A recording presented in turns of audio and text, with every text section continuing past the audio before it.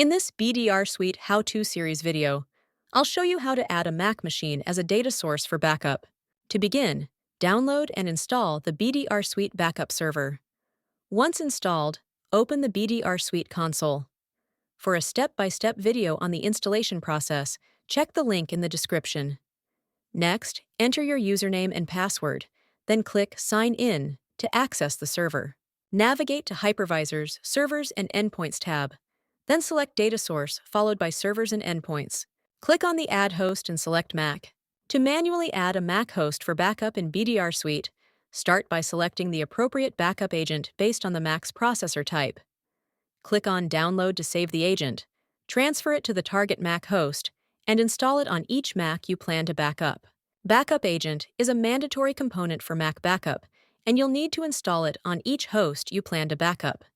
It operates on port 32004, so make sure your firewall's rules allow this port. Open the terminal application on your Mac.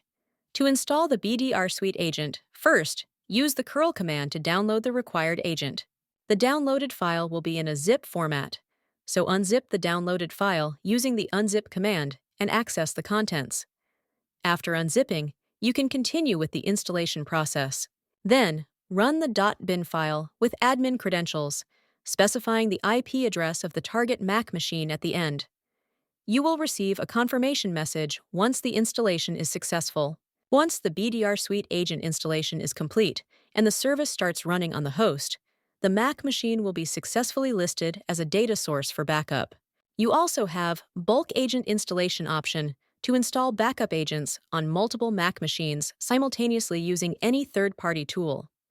For step-by-step instructions on bulk agent installation, check out the link in the description.